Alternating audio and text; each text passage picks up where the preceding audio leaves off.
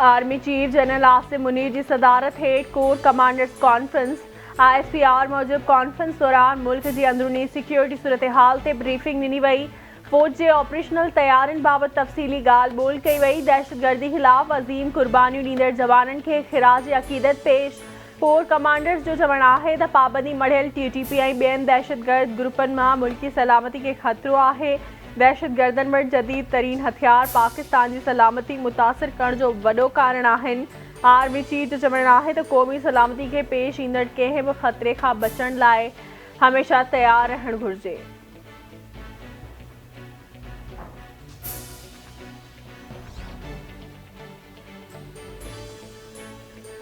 चार साल मुल्क में तबाही आणण खां पोइ IMF मुआहिदो तोड़ण PTI जे ताबूत में आख़िरी कोको साबित थियो। हिननि महांगी फ्रेंच ऑयल जे करे सस्ती LNG ख़रीद न कई। PTI वारनि पंहिंजी सियासत बचाइण लाइ पेट्रोल सस्तो कयो। चूंडूं निगरान सेटअप में थींदियूं। इतलात वारी वफ़ाक़ी वज़ीर मरियम औरंगज़ेब जी press conference.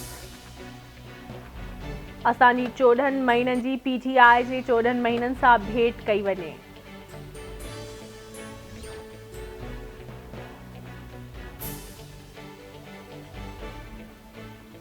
Karachi city council जो पहिरियों ई इजलास हंगामे जे वर चढ़ी वियो। जमायत इस्लामी PP ऐं PTI फॉरवर्ड ब्लॉक जा नुमाइंदा आमू साम्हूं हिक ॿिए ख़िलाफ़ नारेबाज़ी हंगामो स्वीडन में क़ुरान पाक जी बेहुरमती ख़िलाफ़ मुज़म्मती ठहराव पेश कयो वियो।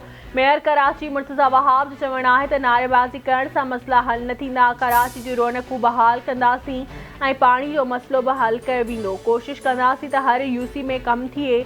PP हमेशह अमली कम करे ॾेखारिया आहिनि। ही कार्रवाई में रंडक विझी कम करण खां रोकण जी कोशिश आहे, पर असां पंहिंजी ख़िदमत जारी रखंदासीं। हाफ़िज़ नईम रहमान फ़्रोन बणिजी वेठो हो। चाहियां हा त खेसि माइक न ॾियां हा। हिकु शख़्स पंहिंजी अना ख़ातिर सभु कुझु मफ़लूज करे रहियो आहे।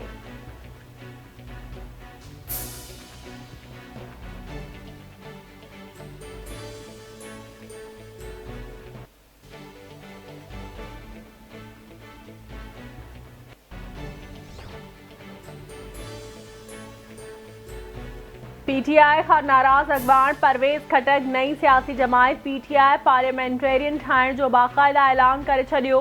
परवेज़ खटक सरबराह मुक़रर। परवेज़ खटक 9 मई वारनि वाक़िअनि जी मज़म्मत कंदे चयो आहे त पाकिस्तानी वजूद सां ई असां सभिनी जो वजूद आहे।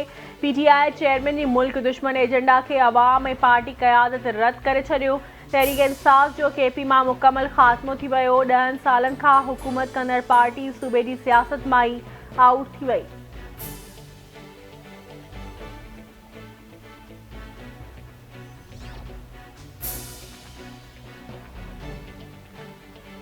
फौजी अदालतुनि में आम शहरियुनि जे ट्रायल ख़िलाफ़ केस में वफ़ाक़ी हुकूमत लिखत में जवाब सुप्रीम कोर्ट में जमा कराए छॾियो। जवाब में हुकूमत मौक़िफ़ इख्तियार कयो आहे त फौजी अदालतुनि ख़िलाफ़ सुप्रीम कोर्ट में दाख़िल दरख़्वास्तूं ॿुधण जोॻियूं न आहिनि, छो त दरख़्वास्त गुज़ारनि हाई कोर्ट्स बदिरां सिधी रीत सुप्रीम कोर्ट सां राब्तो कयो। आर्मी एक्ट ऐं ऑफिशियल सीक्रेट एक्ट आइन खां पहिरियां मौजूदु आहे, जिन खे अॼु ताईं चैलेंज न कयो पियो। उन्हनि एक्ट्स तहत खयल समूरा क़दम कानून मुताबिक़ दुरुस्त आहिनि।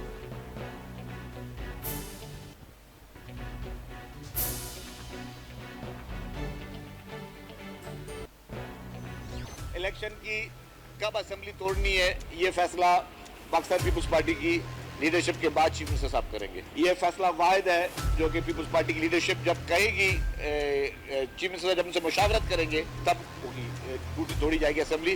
डेट कोई फाइनलाइज नहीं है और ना ही जो है कोई इस चीज अभी तक फाइनलाइज हुई है। इलेक्शन में जो ईंदे ई MQM पाकिस्तान जा अॻवान नफ़रत जी सियासत कंदा आहिनि।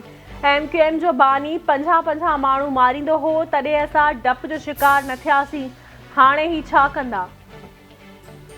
MQM जे बयाननि खे संजीदा न पिया वठूं। MQM सियासी माहौल गरम करण लाइ अहिड़ा बयान ॾेई रहियो आहे। सूबाई वज़ीर शर्जील नाम मेमण जूं सिंध असेंबली ॿाहिरां मीडिया सां ॻाल्हियूं। संदसि चवणु आहे त पीपल्स पार्टी क़यादत चाहे थी त रुगो पाकिस्तान तरक़ी करे। PTI चेयरमैन लाडलो आहे। संगीन केसिस हुजण बावजूदि इंसानी हक़नि जे नाले ते खेसि रिलीफ ॾिनो वञे।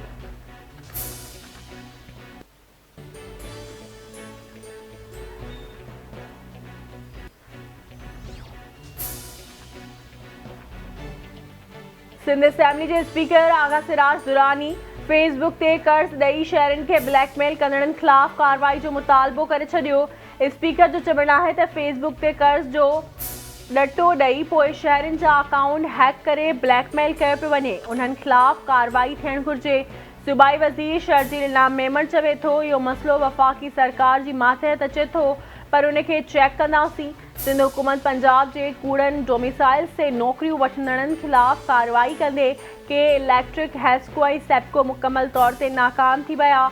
हिकु ॻोठ जे 2 घरनि जा बिल न मिलण ते पूरे ॻोठ जो बिजली कटी वञे थी, जेका सरासर ज़्यादती आहे।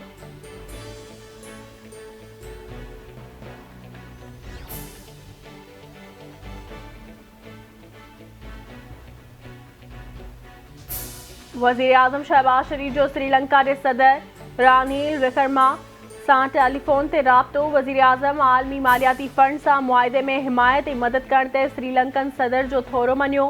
शहबाज शरीफ खिते जी तरक्की ऐं अमुन लाइ श्रीलंका जे किरदार खे ख़िराज तहसीन पेश कंदे चयो आहे, उम्मीद आहे त पाकिस्तान ऐं श्रीलंका मौजूदा मुआशी ॾुखियाईनि मां निकिरी वेंदा।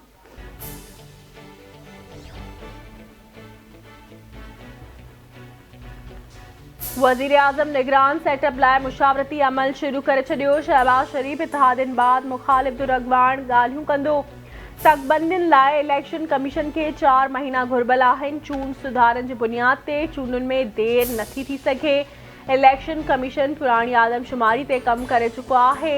वज़ीर आज़म जो सलाहकार कमर ज़मा कायरा जो बयान चवे थो पुराणी इलेक्शन रूल्स ते ई चूंडूं थियणु घुरिजनि। सियासी उहिदा सियासतदाननि खे ई हल करे सघनि था।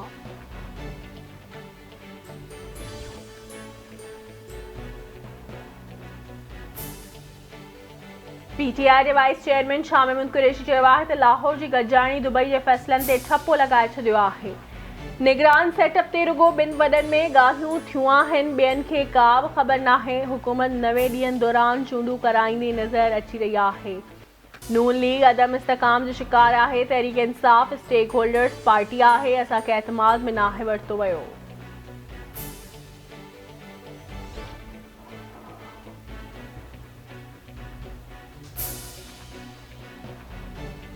आईजी सिंध गुलाम नबी मेमण मलीर में करप्शन ऐं रिश्वत वठण वारे मामले जो नोटिस वठंदे 2 पुलिस ऑफिसरनि खे मुअतल करे छॾियो। डीएसपी बिन क़ासिम नज़र मोहम्मद डेशक ऐं डीएसपी मलीर गुलाम परवर मीराणी मुअतल थियल। डीएसपीस मथां इल्ज़ाम आहे त उहे काफ़ी अरसे खां स्टील मिल मां लोहो पार्को पाइप लाइन मां तेल चोरी कंदड़नि ऐं गुटका माफ़िया जी सरपरस्ती करे रहिया आहिनि।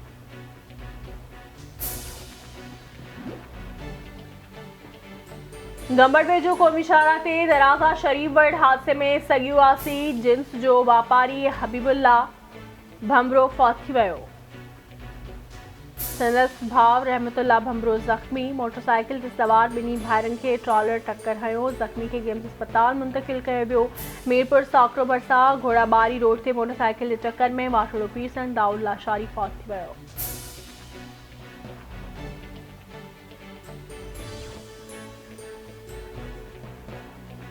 चक भरिसां अतराणी वारे इलाइक़े में अतराणी ऐं सोलंगी बिरादरी जी 2 धुरियुनि में जॻह जे मामले तां झेड़ो हिकु ॼणो क़तल। गोलियूं लॻण सबबि रफ़ीक सोलंगी ज़ख़्मी थी पियो, जंहिंखे अस्पताल नियो पियो वियो त रस्ते में दम ॾिनो।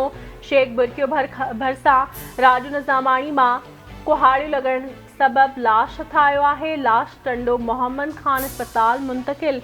लाश जी सुञाणप पंजतारी वरहिंद जे धणी बख़्श तौर थी आहे।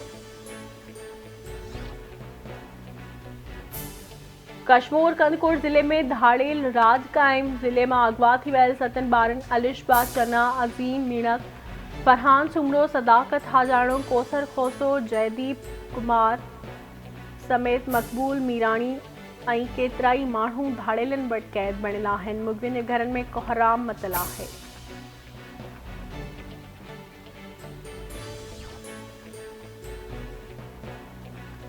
आई ठटे वेझो कींझर ढंढ ते घुमण लाइ आयल नींगर ॿुॾी फौत थी वियो। फौत थी वियल नींगर जी सुञाणप कराची वासी अहमद बलत नदीम तौर थी आहे। ज़रूरी कार्रवाई बाद लाश वारसनि हवाले। जाती वेझो गुड उमर बहरियो में बाड़ो ढंढ में पेर तिरकण सबबि ॿुॾी फौत थी वियो। फौती बाड़े उमैद अली पहिरियों जो लाश घर पहुचण ते कोहराम मची वियो। बदीन में 3 भरियनि जो बाड़ो पाणी जी थधि में ॿुॾी फौत थी वियो।